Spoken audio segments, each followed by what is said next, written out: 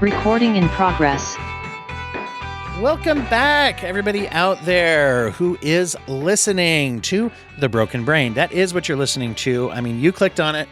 It's not my responsibility. But what is my responsibility is to welcome you and to have a great show. It's at least 60% my responsibility. And I've got a great guest to help me to fill out the rest of it today. I'll take that 10% extra. I don't want to put that pressure. I'm going to spread it around, but not that much. You know what I mean?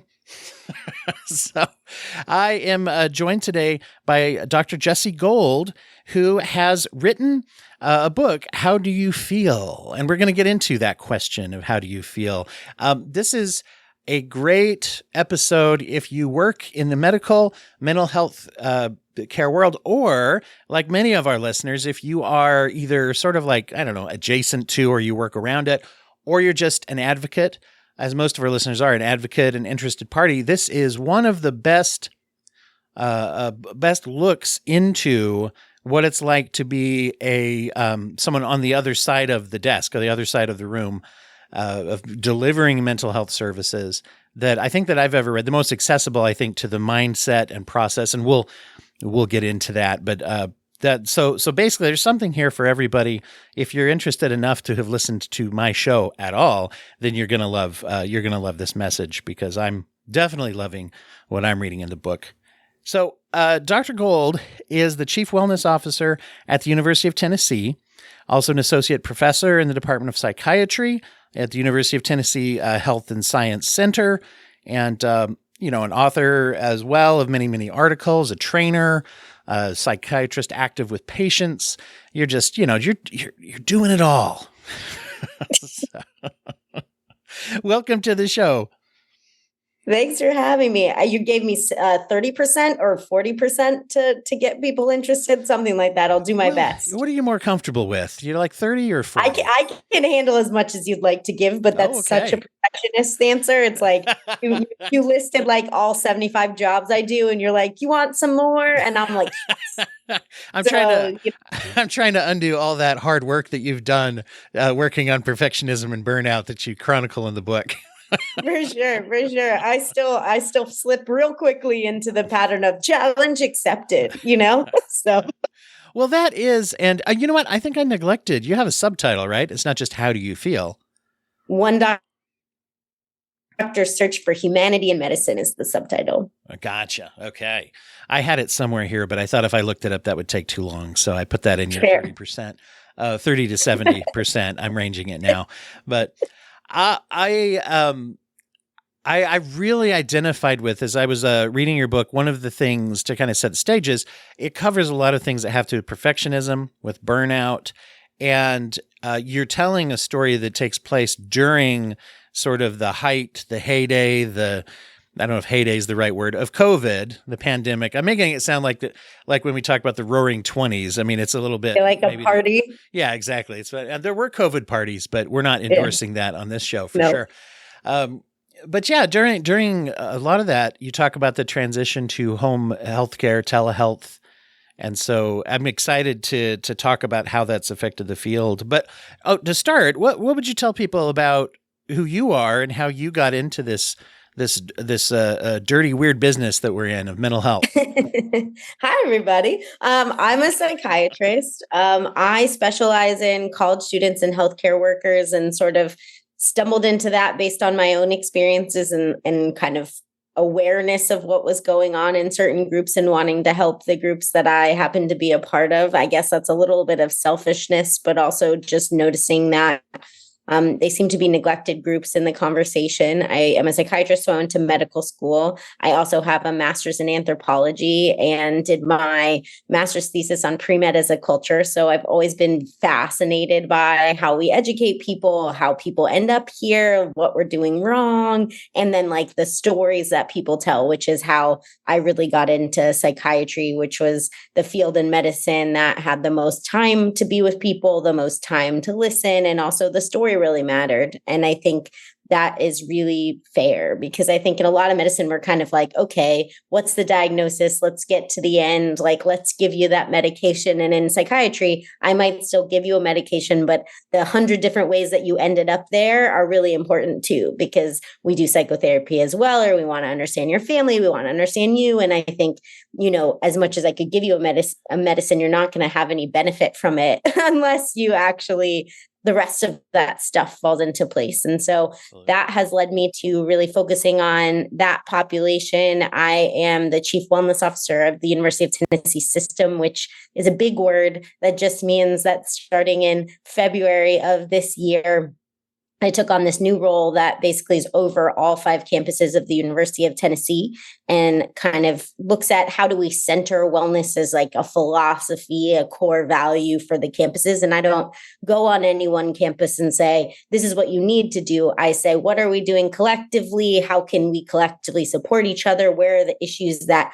we're all running into that being on the same page might be helpful? So I really consider myself a silo breaker in many ways, that looking at these topics and realizing how many ways mental health and wellness more broadly intersects with everything that we do is sort of my job, to be like, hey, academics, did you know that that also affects mental health? Hey, sports, did you know that also affects mental health, right? And so it's kind of fun to be in that role, because I don't know that everyone always thinks that as much as we'd love them to, coming from our perspective. And it's almost obvious and silly coming from our perspective. A lot of other people don't have that lens. So it's a kind of cool lens to lend, I think. A powerful part of your approach, I think, is this balance between kind of professionalism and personalism, if you will, right? Of how do I put myself into not just my work, but how do I remember that I have a self when the session's over and I'm off here being me, right, in my life, and at what relationship do those two me's have together? And so it sounds like you have the opportunity now to bring that to a lot of different providers as well.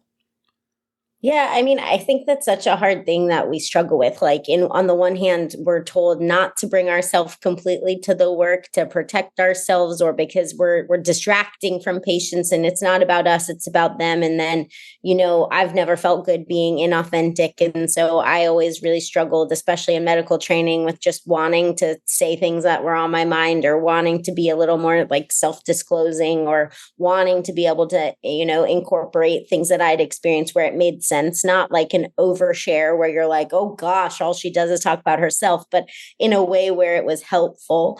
And I think I kind of have continuously fought against that like establishment view that we're not supposed to do that as therapists, as psychiatrists, as medical professionals, however you want to kind of pull back that lens. We're often taught not to do that. And so I've definitely fought that some. And then I think on the other hand too, it's like, oh, like this work is hard, and pretending it's not isn't helping anybody, and pretending that we can just do it and do it and do it and not be affected by it because we have some magical power of avoidance or removing ourselves from the situation is not healthy. And so, there are times that I'm still struggling with that and not great at it, but it is an important reminder for all of us that we need to center that. And in my job, some of what I'm doing is finding ways to make sure we do that. Like, how do we think about recruitment and retention of people who do the work? Because we're taking for granted that they're doing the work.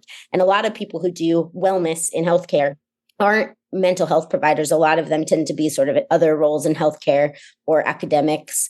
And I feel like as the person who sees them as patients and as a person who is a mental health provider, like being able to be like, oh, hey, that like our mental health in this conversation matters. And you can tell me all the system solutions that you want, but if they include me doing the care, we also need a system solution to make sure I don't burn out, and make sure I'm cared about, and make sure I'm supported. And I don't know that that's always in people's minds as much as it should be. And, it's hard to remember that ourselves, let alone be an advocate for it. So I feel honored to be able to do that in my writing, but also in my work. Mm-hmm. It's interesting. There's that statistic that often gets cited. I got brought up a lot during the, once again, pandemic times and everything, as people were talking about burnout. And also one of the most dangerous times to have a large amount of people to burn out is when we already have a shortage. But 50%, I think, was the burnout rate. And that was before the pandemic. And it's one of those things that working in my little corner of healthcare, when I first heard that, I was like, what? That's really high. And to be connected to the healthcare field for so long in my life and not really know, it's like it's an unspoken, yeah, it's a problem, but isn't that a problem that person down the hall has? Thank goodness we don't all have that, right? Yeah, it's like it's a secret, but it shouldn't be a secret. And I think setting my book during the pandemic or using that as part of the conversation isn't to say that we were great before and we're going to somehow be magically good after. It's to say that like what the pandemic did was make other people care and make the people who were kind of not paying attention to it because it didn't bother them or because we were told to hide it or whatever it was, like say you can't anymore because all of the people you're like relying on to support the community are the ones that you're worried about. And so you can't ignore it anymore. And so we know the pandemic as a setting isn't as much to say that like the pandemic was the only reason or anything. It's a different reason. It's a reason why maybe some people it strengthened or compounded what they were already experiencing. And they were new challenges and different challenges that like we weren't exposed to before for sure. But I think that the pandemic as a setting is really like this thing that happened that really made you say, I can't ignore this anymore. And as much as people might be like, oh, pandemic book, I hope that they realize that it's really as much as it cannot be a pandemic book, because it's really just a setting that made things worse and made people care. And for me who cared all along, as much as it's hard to say, I'm kind of grateful that we had an opportunity to center that in the conversation. Like, obviously, the pandemic was horrible and has many ways for it to be horrible. And I wouldn't, want a silver lining of any of it really, but a silver lining for me and the work that I do is that like, you can't ignore this anymore because we're struggling more. And you'd like to have a healthcare worker that you can go to in your community. And if you burn them all out and they all quit, good luck. Yeah. I mean, is that right? So, I mean, I think that it, for my work, it at least made people care financially and otherwise about this topic. And it's sad that it takes something like that for that to be the case. But you're right. We almost just said like, shh, like, we'll get to that later, or it's really not that bad. But 50% is bonkers. Like, it's more than every other field. It's more than age match, like peers. It's more than other sort of educationally matched peers. So like people who go to a lot of education in school, just like anybody in healthcare, still less burnt out. And yet we're like, we're okay. Like, we'll just Band-Aid, like, we'll just give them pizza and like a commemorative coin and go on with our life and tell them thank you. And that's enough. And, it's not, right? And so at least we can say that now. A lot of people who've listened to the show know Chris Revel. He comes on the show periodically, and he's a fellow podcaster, probably one of my oldest podcasting friends who I met when I started this process about 10 years ago. But he was a medical social worker for a long, long time, and worked during the time we're talking about. And it's funny because everybody was talking about oh, come on, just a pizza party. What are you going to do? And I remember he told me once that they had gotten an email like, y'all are doing so great, we're going to throw a pizza party. And it never happened. It never showed up. And he's like, I just want my damn pizza. He's like, I didn't even get my pizza. Yeah, exactly. And if you're going to promise pizza, you should give the pizza. But also, I'm a big believer that free food's never the problem. It's that when it's only free food that it's the problem, exactly. Right? Like that we tend to be like, we get the pizza. Or like for some reason, people in healthcare really like a pun. So we like to give like lifesavers for the lifesavers or, whatever, just ridiculous things like that. And you're like, I didn't need a piece of candy. I needed a raise. Yes, no, exactly. To not have to say, oh, here's all these other thoughts in my mind that have to do with like concerns and things. And not that you can totally alleviate that just through money, I guess. But it's funny. I flashed into a memory. I worked at an outpatient healthcare, mental health care facility for years and years ago. And every time the pharmacy representatives came in and catered a lunch for the doctors, we were sort of allowed to go in and paw over the leftover sandwiches or whatever. Anyway, so yeah, there is that. little free food aspect that's like, yeah, well, for some reason we think that's okay. We're supposed to be, kind of defined by our own health literacy, right? And emotional and psychological literacy about that. But at the same time, it's an interesting wrinkle to, like, we feel like we have to portray this, I think, to clients, and that becomes also portraying it to each other, to where there's this also like this value, this social currency of stoicism, and I'm tougher than this, and you know what, and I'm I'll out jaded you, we'll just have a cynical off occasionally, it seems like. A cynical off, I'll look at all this stuff I survived and still came to work off. Like, I was vomiting and I put an IV in and dragged the IV while I vomited. And, when we're young, like while we putting kind of an IV like in someone else. No. Yeah, like exactly. Yeah. And not coughing on them, right? And I think we're taught when we're younger to go like, ooh, that's so cool. Like, look at them go. And then you realize how messed up that is, like as you start to reflect on just how high the bar is to be sick to come to work, and how the currency for taking care of others way before you take care of yourself is like this kind of badge of honor to say like, dude, like, look at me, I got in a car wreck, I'm all like bleeding and bruised, but like I did my shift and I'll go to the ER after. And like, that's messed up. Right. And I've heard tons and tons of stories like that. And I think that our bar being set that high is social currency for sure. And it's also like a badge of honor to go like, well, I don't sleep, so that's great. And so then you look and you go, well, I guess I'm not supposed to sleep. And so what kind of happens is you think like, this is just what work is, right? Like I'm supposed to not sleep, not eat, be a little dysfunctional, maybe burnt out, maybe sad, and everyone else is, so I should be too. Instead of going like, wait a second, this culture is really unhealthy, and like the fact that all of us are experiencing it doesn't make it okay. It just makes it some kind of weird version of normal. And that makes it really hard to go like, I need help, right? Because no one else is asking for help, but everyone's struggling. And so the baseline of struggling is just, I guess that's what healthcare is. Getting into the concept, and this I think applies also generally to anyone who is going through burnout, personally, professionally, whatever. There's a concept you introduce, and by the way, I love the way that your storytelling flows. And this is something I've mentioned in a couple interviews lately. I'm seeing a lot of what you might call creative nonfiction, or a creative writing approach to nonfiction, and you weave this in with stories of meeting with patients and the things that you work on and the thought process you have. And then you're also vulnerable in this, where you throw in your own experience with therapy and with medication and with the feelings of talking about it. There's one part where you are sort of, gently, I mean, appropriately gently called out as you're talking to your therapist about this question, which is, did you think a long weekend was going to make everything better? Right. And you introduce this concept of like something that I think, once again, we're told is like, go take a break, then come back. And that's all we're really changing as far as what, am I changing the system of how I'm engaging with the things that are burning me out, instead of just, I need a break. And breaks are great, I think, but.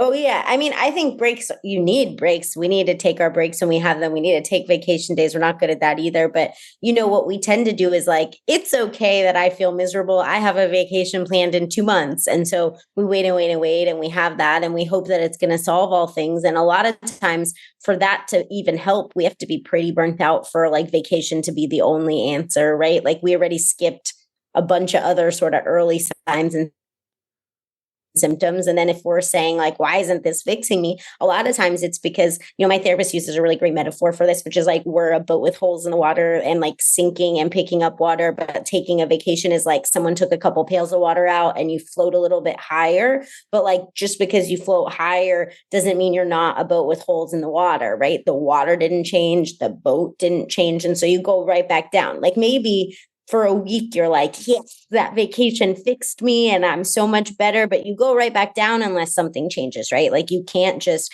go right back, not change anything about how you're interacting with the system, and not, the system might not change in the way that you would like it to, and especially not in the speed in which you would like it to. So, as much as people sometimes get frustrated with me for saying this, like, there are things that we have to do if we don't want to quit, because the system takes such a long time to change. It needs people like me working on it, which I am, but it's not something that, if you go take a vacation and you're going to come back and like all of a sudden your whole job isn't writing notes, like that'd be awesome. But if you know who can change that, please let me know and I'll tell them that they should stop that. But like, the things that we hate, like, probably won't change when we go away for a weekend. Right. And so the most we can do is like float a little higher and then, do something better ourselves to maybe like deal with the system better. It's also something that, and particularly, in the United States, and I know there's several other nations that are this, we're bad at the idea of taking vacations. And to the point where, I mean, my whole life I've heard people, this is cross industry, I've just heard a lot of people in the US talking derisively about, there's some cultures in Europe, there's a few countries where they build it into, our goal is a shorter work week if possible for most people, or, this much vacation. And people talk about, like, they make fun of it, right? Like, oh, those countries where they need vacations. Well, anyway, I'm going to go, indulge in my vices every night and then die years earlier, because I never do even take that break. And appreciating the need for that, as you're putting it, it makes me think of jobs that we do in our lives, like washing the dishes. That's a good example. Brushing our teeth, doing laundry. Those are examples of things that they don't end. We don't finish washing the dishes. We load the dishwasher. Every dish in the house is either clean or being cleaned. And then we go take a drink and we've ruined that. Now there's a dirty cup. But, it's never done. It's an ongoing thing. And I think trying to maybe shifting our mindset to say, what do I do and how do I approach an ongoing thing when maybe my brain is wired or trained to think, okay, I got to get done. I got to get done. When I get done with this note, I'll feel better. When I get, when will I feel done and accomplished? Is this landing? I mean, what are your thoughts about that? Yeah, I mean, it's very hard to feel done when we never stop and like smell the roses or whatever, right? Like we aren't very good at okay, I was successful and I can take a break even. Like even if we like want to finish our work and get there, there's always something else, right? Like we're not very good at appreciating like the climb as much as the top of the mountain, but if you ask most people, they don't actually know what the top of the mountain is, right? Like there's always another thing and another way to go. And so we're like constantly climbing. And instead of saying like, sometimes we should stop and go, I guess the dishes are in the dishwasher. Like I can enjoy it while they're washing, or whatever it is. And I think we're not very good at that because we're kind of taught in the same way to work so hard that we should always be striving and competing and getting more and more as much as we can. And that's the overachiever bid, or that's the overwork bid. And American culture makes that not great. And then healthcare culture probably makes that even worse. And so they kind of compound and make it a very big challenge. But I do think that appreciating little wins is important. And so is like realizing what you have control over and don't. I'm a big serenity prayer person for things like this, because I think, there's so much about everything that is in these systems that we can't control. And it's so easy to be mad and frustrated and hurt and angry about all of the things that shouldn't be the way that they are. But, you can't control that usually. And we spend so much like energy and emotional investment in, gosh, like, why is this way? And I appreciate the emotional investment because you care and you want the system to be better. But because system change takes so long, it just makes you more burnt out because you still are dealing with that every second of every day. And so I do try in my own life and with patients and stuff to try to encourage some of the frustrations to be put on things you can control, just because if you're only stewing on what you can't, like this job is full of can'ts, like it just is. It's a very, very broken system. And I'm not like ignoring that bit, but I think you can say that is true. And also, I can do these things that I can control and feel like I have some self-efficacy and feel unstuck and feel better. And I think that's really important too. A lot of the social currency thing comes in too, because part of that cynicism is also complaining. You can always, a great way to build relationships is by talking about things you both hate out there. Where people don't like, that doesn't look good on a Hallmark card, but we hate the same things. I love you, that. But yet I've noticed that in healthcare and also education, I've liaisoned a lot with and I worked in a education setting for years as well. Those are both things that are like, we take some comfort. Or retail, when you talk about that terrible customer that came in or complain about our boss or whatever. And yeah, it's interesting how that becomes part of our social currency and even part of our bonding. And probably some of that is, having a wink at that now and then or whatever. But you talk about a very powerful principle, which is trying to find that internal center of control. What can I control? And I'm curious, do you have insights for people to say, how do they start to make that shift? I mean, there's knowing the principle of it, but then there's starting to go through my life and say, how do I even find those things if I'm feeling out of control, right? Yeah. I mean, I think it's really hard to do. One of the easiest things is really like to sit and go, what's frustrating me right now, and write it all down on a piece of paper and like see it all and then go, do I have control over that? Do I have control over that? Like it feels annoying to do that and almost like silly, but actually putting pen to paper and writing it down will show you how many things that are frustrating you that like you don't have control over. Obviously, some of that you have control over if you like get a new job and quit, but there's a big privilege in that. And it's not easy for most people to do that. And so that concept could be something you're working on in the background, but might not be the thing that fixes it tomorrow, right? So being able to do that. I also encourage people, like when you're looking at your week or your day, to not just go, all Mondays are terrible and all Tuesdays are fine, but to go like, oh, turns out I hate my 9 to 10 meeting and I really don't like going straight into another meeting after that. And if I had 5 minutes in between, that would be great. And so you can kind of have a little bit of like little control into your schedule by knowing like, I actually don't like this meeting every week. I actually like this one. And paying attention to the fact that a lot of times when we start saying no to things, we're saying no to the things that actually we like. And so what we tend to do is go, well, I have to get this thing done. And this is the thing I have to do. But that might not be the thing that gives you like meaning and purpose or you enjoy about your job. And so if like a young student writes you and says like, I'm really excited about psychiatry, can we meet? You go, oh, screw that. I have no time for you. But I mean, you don't write that in the email, but you're like, what is this kid thinking? Like, I don't have time for myself. Like, why would I give anything to this kid? But when you meet with someone who's that excited about what you do and you can talk about the things you like about what you do and you actually get energy back, even though it's like an extra hour. But if you look across the board, people are often like, those are the things that they say no to first because it's not like part of their evaluation and it feels extra. But paying attention to like how things make you feel in your schedule, in your day, in the things you're saying yes and no to is really important. And I don't think we always do that. And so, how it makes you feel also has to do with control sometimes too. Mm-hmm. Or we schedule it and then cancel it. That's oftentimes how those things go because we know social life all the time. You're like, oh, yeah, I don't have any capacity for that anymore. But if you would have gone out with your friends or you would have made that they come to you and hang out day or something instead, you would have felt better.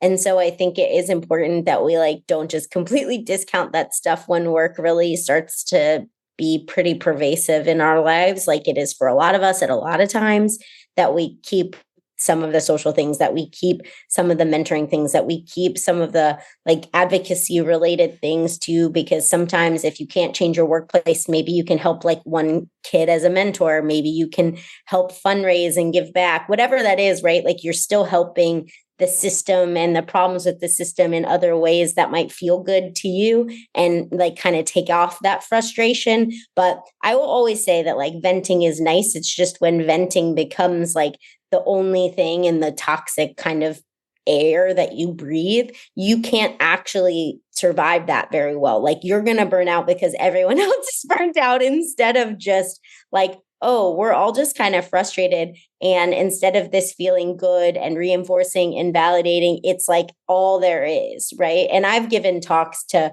resident groups where you go in and they're just like, they're raring to go, right? Because I'm like a like personification of a checkbox, right? Like there's this thing they have to learn and it's about their own well-being. And here comes Jessi and let's all yell at Jessi. And it's not about me. It's about lots of things, right? But they're so mad that they can't even like sit with the information, even the way that I sort of do it, which is pretty balanced, I think, in comparison to a lot of people. And so, that kind of thing is great. And having social support, especially at work, is great. But there's a point at which it becomes like all there is, and you can't see the like light at the end of the tunnel, or that there even was a light, and you're just like really stuck, and like you go and you're mad and everybody's mad and you just feel bad at the end of the day, and that's not helpful either. Yeah, there's the elements of control are oftentimes the things we can't control are more attractive to think about. If somebody tells me you've got this diagnosis, it's like, no, I don't.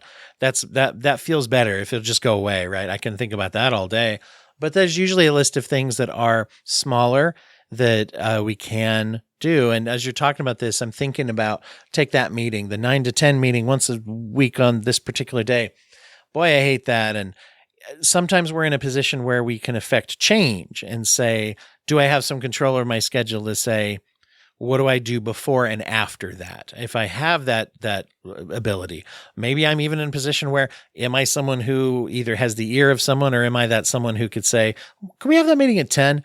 There's sometimes we can have that really direct influence on our own schedule. And then there's times where we don't. Often, I think in workplaces, even more often, is we don't. I can't change that meeting. Nobody cares if I don't like it, so to speak. And I have to jump right into something that's somehow mandated or whatever, or I'm in an environment where I don't, I have to, okay, go out, you're on shift, go out, you have an appointment, we scheduled it for you. And to that, there's more of an internal. I really love Mr. Rogers, by the way, which might sound like a weird transition to everybody out there, unless they know that you included an idea of the jacket change in your book, and I'm curious if maybe you could share that with people. Sure. First of all, I love Mr. Rogers, and I think I hope that the younger generation gets exposed to him, because he just a fancy therapist in so many ways for kids. And it's just wonderful. And if you look back at a lot of the quotes he says, they're just so smart and ahead of his time in the way that we thought about child development, but even the way that we thought about feelings. And I think it's really important. But, my therapist, again, she's just amazing. And she's very, very good at metaphors and things. And I think maybe it's with me because I need it. I don't know. But, as much as you can make transitions in your days, a lot of the times, especially if you're seeing patients or clients or whatever you want to call them, or let's say that you're a caregiver and you spend all day with your kids, or you're a teacher and you can't get out of the days of class, or all these things where other people need you and need you and need you, right? Where you need the transition is not going to be able to be at a lot of places during the day. It's going to have to be at the end, right? And Mr. Rogers has the ritual of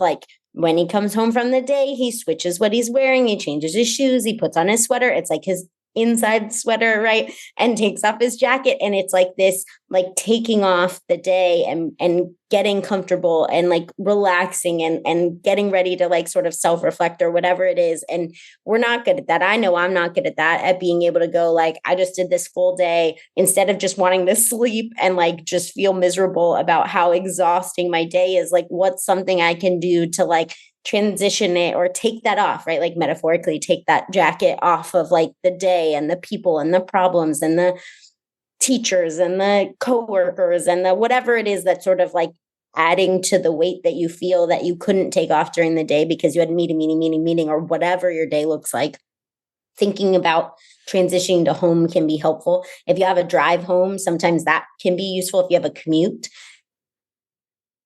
If you can sit in the garage for like 5 minutes before you go into your next set of like people needing you, that can be helpful too. I know that like that can feel like a weird thing to say, but a lot of times my friend calls it the second shift. Like you kind of go from work to another bit of people needing you. And like that can be very, very exhausting if you are already in a job where people need you and you're kind of pulled in a lot of directions. And so you do need to like take one off before you can give to the house, right? And the people in the house need you to, and you want to give them something. You don't want to come home and be like, work was horrible, let's just be mad and like not be a good parent or friend or partner or whatever it is that's waiting for you. And so like taking it off metaphorically, doing a Mr. Rogers can be helpful for that, to say like, oh, like I can actually like decompress, even if I couldn't in the minutes along the day, I can at the end. And you can do the same thing at the beginning too, if that's how you kind of start your day too. Yeah. I've noticed that I never run into an idea or a project that I don't think is the best one I've ever had, right? This is a tendency, especially, and particularly that realization was facilitated a little bit when I was diagnosed as bipolar and being like, oh, I'm in a hypomanic to a manic state. And so, here's the best thought ever. I need to start this really involved project. And so many of us, we look at something and we're like, well, I still want to do those things. Maybe I'm a person who, maybe that is a part of my identity. I would say, just as evidenced by your introduction, you're involved in a lot of things, right? I mean, you're doing this, you just took on this new responsibility. You're training people in healthcare. You're meeting with patients, particularly those you mentioned who are in these transition of life states, have a lot of stress, caregiver, secondary, secondary stress, maybe even sometimes secondary trauma, little or big T kind of a thing. You're doing all these different things. You're doing interviews now. If writing a book is hard, but people don't maybe think about the fact that you're also then marketing a book. You're doing all these interviews. You're taking over 85% of the success of this episode, I think is where we settled. I can't remember, but yeah. You guys can let us know at the end. Comment in the episode and tell him how much I took over the percent versus and how much negative drag I put on it. And that compensation. That'll be interesting to do. We should start a study of that. I don't know if there's an idea. There's a podcast app that could track, which person talking people enjoy the most as in real time. See, now that's the best idea I've ever had. Anyway, but retaining that identity, you obviously are still a high achiever and you're doing a lot of your goals and dreams and things. How do you balance that now to say, in other words, do I give up burnout by just giving up on things that I want to do, which not probably the best place to start, but yeah. What are your thoughts about that as far as moderation? Yeah. I mean, there are times where you can't moderate, where things are just going to be busy and bad, and kind of preparing yourself for that and having ways to cope during that is important. For me, I go to therapy every week. I'm on meds. That kind of stuff sort of forms like a baseline for me that like, no matter what, no matter how busy I am, I still go to therapy and I will still take that hour and I will still do that. And so that's important, I think, in sort of acknowledging I'm doing a lot of things and they take up a lot of time and they might burn me out. Another thing is to really like pay attention to the yeses and nos. Like I do have things I can't say no to, but there are things I can, and I need to be a bit better about that. And I always do. A lot of us do. And so I try to say not just like, is this good for my CV? Do I need to do this for my book? Whatever. But like, do I have the emotional and mental capacity for this? And like, am I just shoving this into a place where I have no space because I think I have to? I don't like self-promotion, and it doesn't feel great. And so I've been toying with like, how do I do that in a way that feels good to me? And I've landed on like really being authentic about it is the answer for me. So like, it's not about me as much as the content in there, I think, can help people. And I'm not just saying that as a person who like could just be saying that. Like, I really believe that like, in the patients that I see, like not having stories like that makes them feel very alone. And I'm hoping that people will feel less alone. I hope that people will understand their healthcare workers more, will understand their experiences in healthcare better, will maybe think about the people who care for them as a little more human, might also see themselves in the stories, because you don't have to be in healthcare. But, like landing on self-promotion takes time and an emotional investment I don't love, but doing it in a way that feels okay to me, like saying out loud that I don't like it is important, right? Like I'm not over here going like, what's really good? Buy my book. It feels really awesome to tell you to buy my book, but I need that too. So I have to say like, how do I do that in a way that feels okay with me? And for me, like a core value is authenticity no matter what. And so if that's admitting faults, if it's admitting discomfort, if that's being overly self-disclosing because that feels right, like I'll do that because it actually helps. So even in busy weeks saying like, oh, look who made yourself busy, like that's on you. You're like, hey, it's me. Hi, I'm the problem. Like, I think that helps me because like, it just kind of reaffirms that I'm paying attention to my schedule, that I'm paying attention to yes and no. So I'm paying attention to how I feel about this stuff and not just assuming I have to do it because someone said I had to do it. I can do it the way that feels right to me. And, that's the same thing I would want to model to any student seeing me or a patient seeing me, which is to say like, sometimes you have to do things. Sometimes you might not want to. Sometimes you can do it in your way that feels okay anyways, right? Like there's a happy medium to a lot of this stuff. And we don't talk about that enough. And we don't live in a world where we pull the wizard behind the curtain out enough. Like we kind of just admit, like we kind of go through the motions like we're all fine and we're not. And I don't really believe in that. Like I'd much rather be like, hey, I just got back from London and I'm tired and therefore my day is hard. Instead of going like, let me just pretend I can have an entirely normal day when I'm like on a different time zone and feel kind of like zombie-ish. And that's just a lie. Like I'd rather people know like where I am, and that feels better for me. So that's a long answer to say that, I balance as best as I can. I'm a work in progress, just like anybody else is. Like, I didn't write a book to say I'm an expert and you're not. Like, we're all an expert in ourselves and we all are works in progress. And I think like I'll burn out again in a couple months because that's how it works. And I just need to be a little different that time, right? And like learn something else about myself that time. So I'm not of the belief that I'm like all good and I'm never going to have problems again either. Yeah, the idea of applying our approach to lowering our perfectionism and then trying hard not to be perfectionistic about that, right? It's like being anxious about anxiety, which is what anyone who's dealt with anxiety knows. It's more watching out for flare-ups and knowing what to do when they happen, right? Than it is about saying, oh, it's gone now. I'm anxious about being anxious, right? It's like, oh, but like I'm never going to be anxious again. Like yeah, it's right. just it doesn't work that. I mean, like, people sometimes when you give them meds are worried you're going to like change their personality and they'll never be anxious again. And it's always like, well, it just makes it so you can tolerate it, right? Like I've learned to identify burnout earlier to make changes so I can tolerate it, that I won't get to the point that I'm like miserable and the only answer is like weeks off work, right? Like that would be the ideal for me, is to say like, oh, I prepared for this hard month by like mentally having solutions to this and having ideas of how to do this, that I could say, this was a bad month. Like now let's like think about how to kind of reestablish what I need. And, going into stuff like books, it's like, you can see where like the harder times is going to be. And you just say like, okay, like this is going to be a harder time and I'm managing too much probably, like as a person with a full-time big job and patients and book and all that. But like, that's okay. Like something will have to give, and hopefully it's not my mental health, right? Like that's the goal, is like to be able to say like, this is, I need to sleep, or I need to do this, and prioritize my own needs in the context of lots of competing demands. And that's okay, right? Like, I think we feel very selfish doing that, but sometimes we have to. And I know a friend who like went through the book process and it was really hard for her. And she had to say no to a lot of things that like maybe somebody would have told her was a bad idea for like sort of the success of it. But I think at the end, like that was the right move. And she feels better about having made choices for herself. And I feel like I would feel like that too, like that sometimes like you do have to pick yourself, and that's okay. Mm-hmm. It reminds me, as you're saying that, about I read an article years ago called "The Therapist at the Table." It was actually about food service. Actually, I think it was in Bon Appetit. Actually, if I remember correctly, somebody sent it to me. I don't have I don't have a prescription.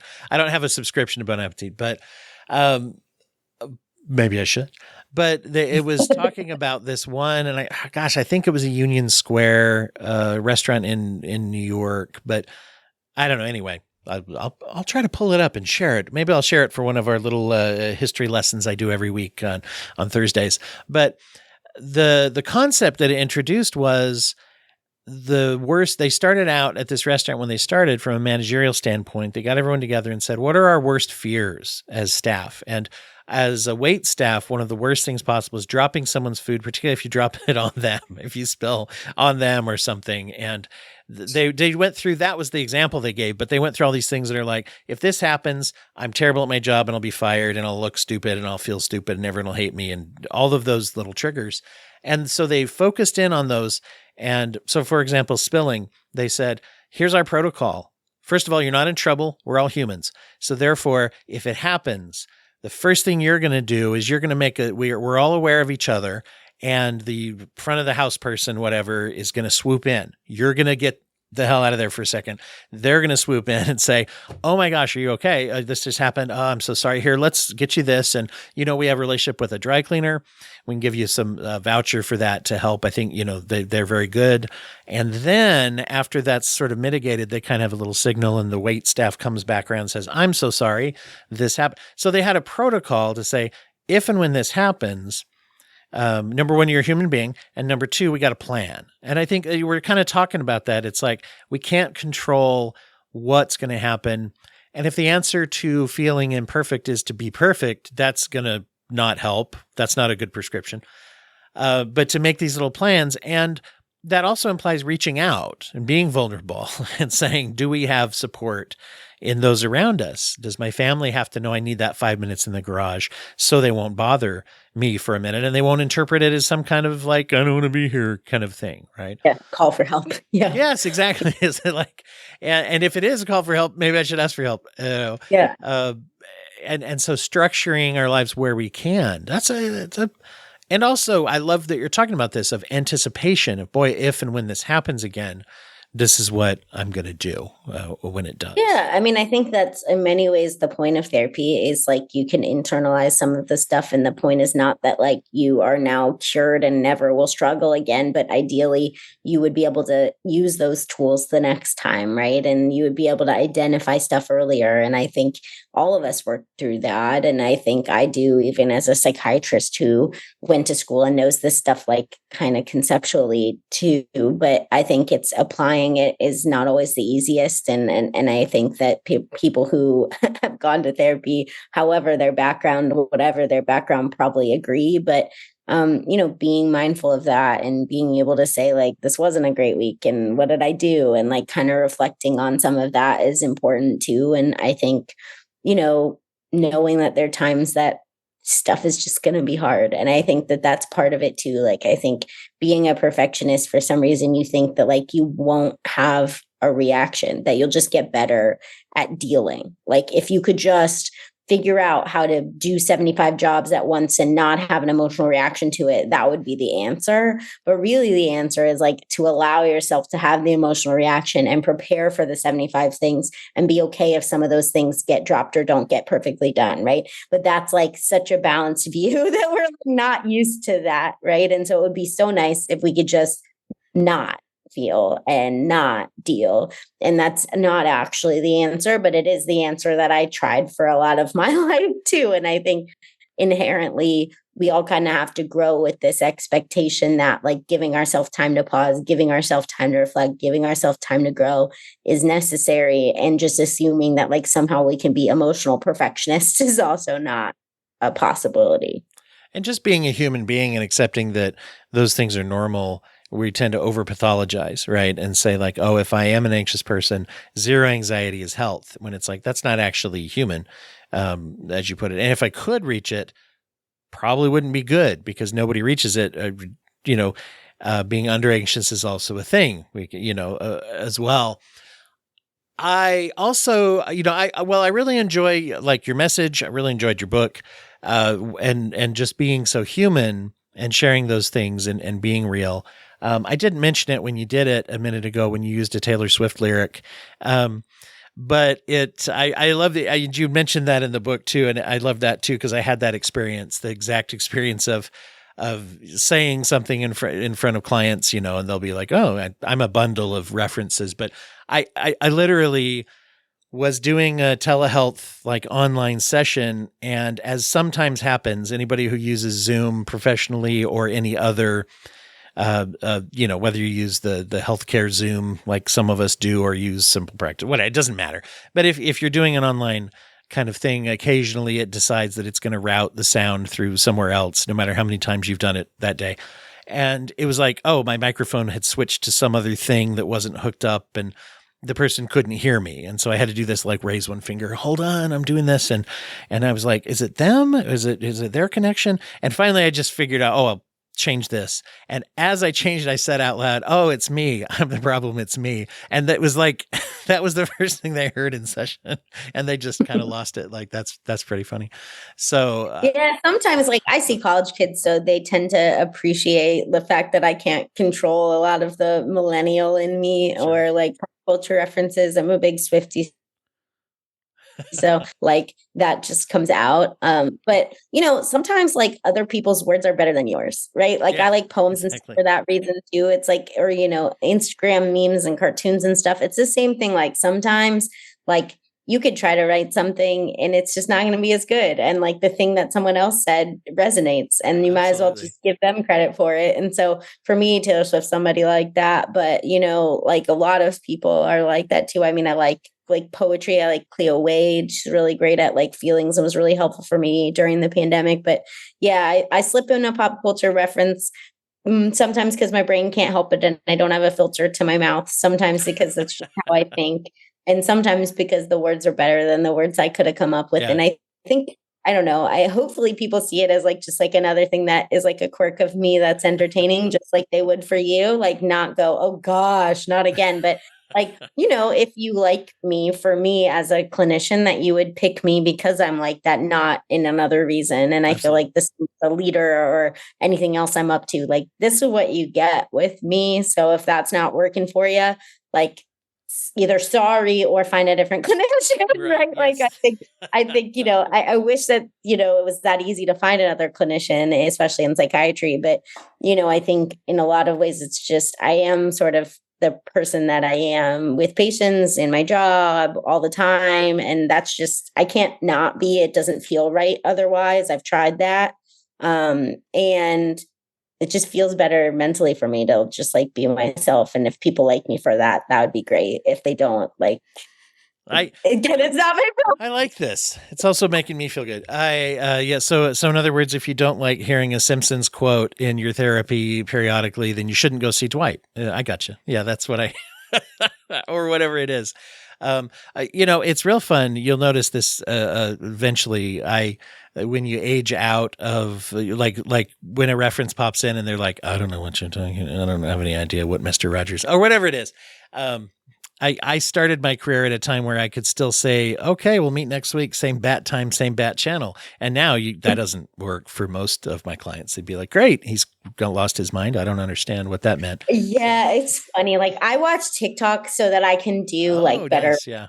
Like, I know that that's such a dorky thing to say, but I because of the patients that I have and because where they spend their time, like, I want to know what they're watching and digesting. And I want to know like how that's contributing to their mental health, because like it does in a lot of ways. But then at the same time, like, I don't want to be like so old that I make a reference they don't understand. Like I taught like a bunch of things in psychiatry with like movie references, and I was in med school and I was teaching high schoolers, and I used like As Good as It Gets because I thought like, hey, that has an Oscar and like people have to know what that is. And I got like a who's that and what are you and I was like, it was the first time that I was like, oh, movies like that you don't think will age, like totally age. And so like I need to be a little more with it in my references. So I do try to watch like, keep up with stuff, in part because of my patients, but also because I like that stuff and I don't want to be like so old. There'll be a point where I just call it and I'm, listening to the 2000 station and someone's like, hey, can we listen to normal music? But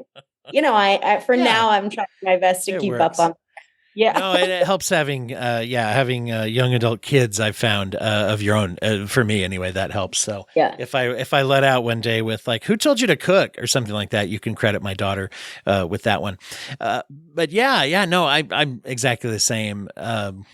In that kind of way. And also I find that even if you do and it doesn't land, it's just kind of like I can have a chuckle together of like, oh, I'm an old person. Never mind. Don't worry. If I say that, boy, I can't even hear you say as good as it gets without thinking about my favorite therapy oriented quote in that, which is, if wait, which movie did you say? Did you say As Good as It Gets? Yeah. Where just that part where Jack Nicholson says, it's not that you had it bad that bothers you. It's that other people had it so good.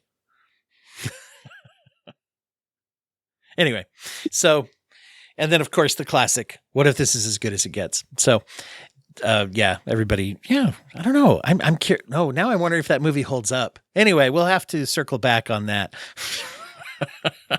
I mean, I haven't seen it in a while. I thought it was a good portrayal of OCD. It is. Yeah.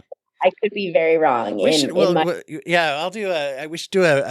do a review episode maybe. I didn't mean to put you into that. You have to, but that would be good. And then we can revisit if it stands up socially and culturally. Well, I feel like I could go the rest of the day talking to you about this. So let's do it. No, I really appreciate I don't have any of those other 400 commitments that you mentioned at all. Today? Oh, nice. Good. Just this podcast. Just clear my calendar. Just yell that off into the I think it'll happen somehow. But thank you so much for sharing. I want people to know where they can follow your work and get your book. Before that, I have my famous recurring question for people. Could you tell the listeners of a way of giving back to the community that you believe in? It could just be a good sort of behavioral practice, or it could be a charity or a nonprofit or something that means a lot to you. What would you say to help guide us towards goodness? Yeah. I mean, I'm a big center things on the things that matter to you and meaning and where you get it person. So that is very different for lots of people. So I'm glad you asked this question. For me, charity wise, there's a thing called the Lorna Breen Heroes Foundation, which was started by a family after their physician, family member died by suicide during the pandemic. And they've done a lot of advocacy through the government around money for grants and money for some of these things to study, to be able to change things, working on medical licensing so that we can change the questions. And I think that they've done a great job in this area. And I don't think that a lot of other groups have really jumped in here. Another group that does this for nurses is called Don't Clock Out. I like them a lot too. Just because of the content of my book, I'm choosing to shout out those particular organizations because I think it's a space where we need advocacy and we need people doing it. But it's just like all things where the people having to do that advocacy are often the people who are most burdened and struggling. And so, whatever you can do to support those organizations if they seem of interest, even just to know they exist, and you can send people you care about to them for things and resources. I'm honored to be able to sort of call attention to them and the work that they do. Wonderful. You said one is Don't Clock Out, and what's the name of the other? Out. Yeah, Lorna Breen Heroes Foundation. Right here. Okay. Yep, it's a person's name. So awesome.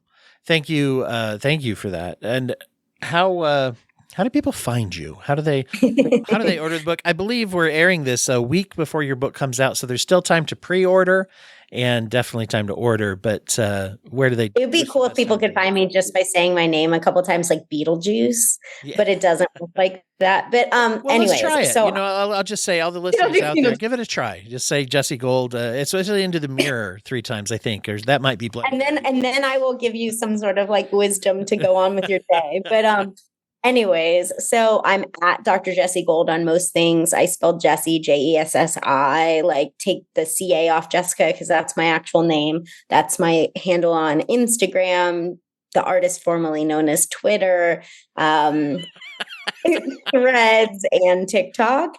And then, my website is just drjessigold.com. And on there, you can find other things I've written. You can find stuff about my book. You can find places that I'm going to be if you happen to live in those areas, because I am doing some of like a little tour. But, the book you can find anywhere that you get books for the most part, whatever feels right to you to support whoever makes those books. So you could get it on Amazon if you're an Amazon person. You can get it at Barnes Noble if you're a Barnes Noble person. But if you're a local bookshop person, that's also great. My local bookshop in Memphis is called Novel, and they have signed copies if that's of interest to you. So you can always go that direction if you want me to write something to you in the book and support a little local Memphis bookshop. I'm a big fan of that. But yeah, I told you I hate self-promotion. So anything to help other people. So if you can help my local bookstore, that would be great. But, being able to book my, get my book early and pre-order. And if you like it,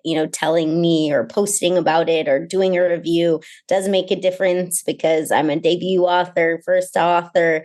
And it tells people want to know this kind of stuff. Like they're interested in this content, that they care about the lives of people who do the work that we do, that you're interested in these topics, and maybe other people can sell these kind of books too. So, yeah, I would really appreciate it. I'd hope that we'll consider it after listening to me talk in this whole entire episode.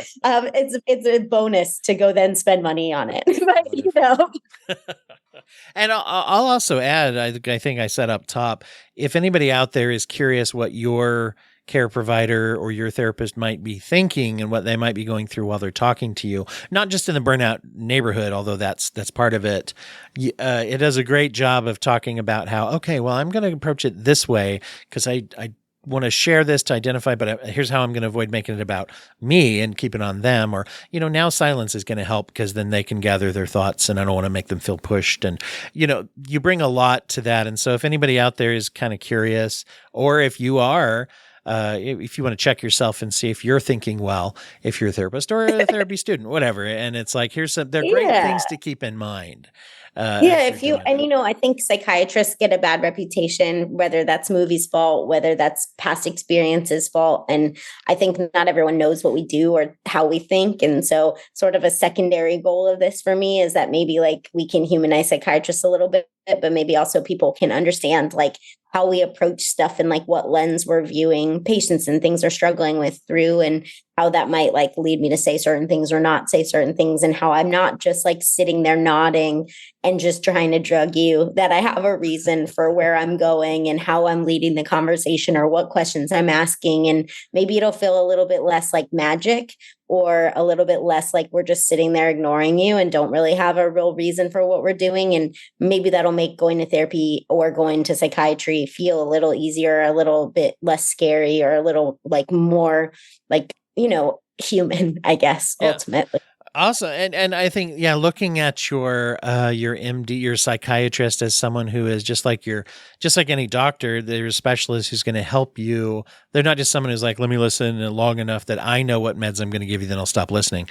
Hopefully. I mean, any doctor, I guess, there's a risk for that. But anyway, to know that it's here's my medical care coordinator who might make a variety of different recommendations, some of which I'm expecting. Here's an antidepressant, or go to therapy or whatever, but also others that are well, have you had a blood pressure test, or have you done this? And, bringing in different things to help you coordinate your psychological health. And that's what I think that you give a very good image of that, and what that experience is like for people, from my experience anyway. It's you're reading my mind of things I think of during therapy. So I think people think we're psychic. I had a person I went on a date with ask me that if I was psychic. I don't know what that is, but I'm definitely not psychic. And most of the things I'm thinking about or doing are coming from some kind of theory and previous experience or my own experience. And so maybe it'll feel a little less weird that way. I'm not psychic, in as much as that dude thought I could be. Maybe that was a weird thing for him, but or there's just I crossed my arms, that they're going to think that means this or whatever. Yeah. So I want to take, sometimes you just cross your arms. Yeah, I know. Exactly. Yeah, sometimes, exactly. Sometimes a cigar is just a cigar. There, for all you Freud nerds out there, there is a quote. Real quick, I'm going to shout out our charity of focus for this month. And I don't think the interview has gone out yet, but I interviewed a man named Brian Belt, who is a mental health advocate, a peer support specialist, and an artist. And he is the founder of an organization called Mental Health Awareness Creative Arts Gallery, which you can follow on Facebook, or you can go to stigmafree.art. It's a dot, something that's not com.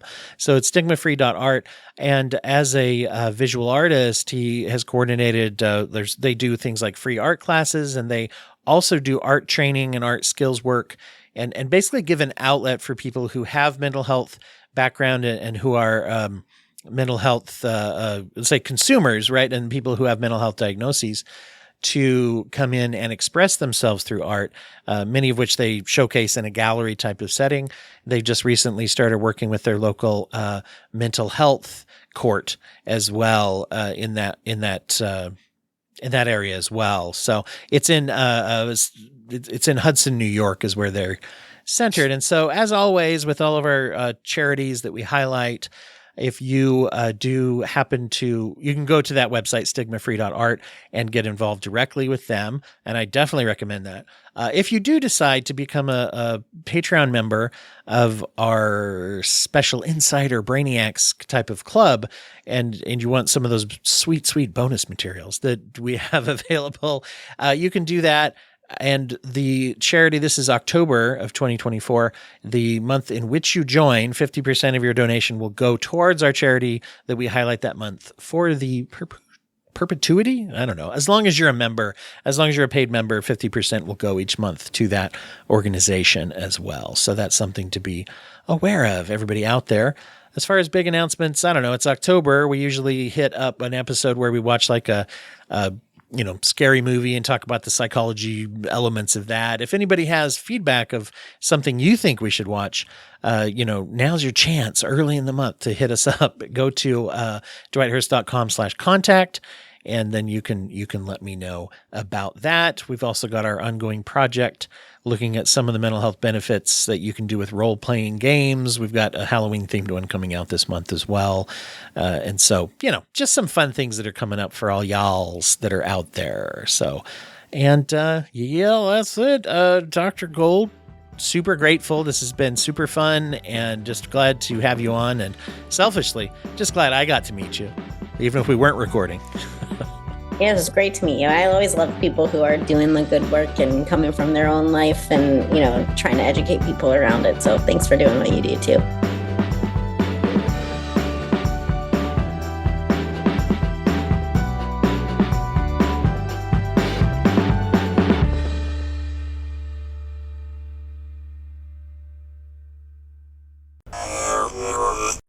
Thank you for listening to the Courtemp Arts Podcast Network. To listen to more Courtemp Arts shows, visit courtemparts.com. No one hates history, they just haven't found the right teacher yet. Or in this case, a nerdy best friend who loves to tell you all about world history, women's history, and weird history. Hi, I'm TK, the creator of For the Love of History podcast, a place for people who want to learn more but don't know where to start, and history lovers who want to break from the mainstream. From rat trials to warrior women, we cover topics from every country and era. Whether you're a history expert or just starting out, there's a place for you here in the Time Machine. So join me every Friday on your favorite podcast platform and YouTube for a brand new topic. See you there. Bye.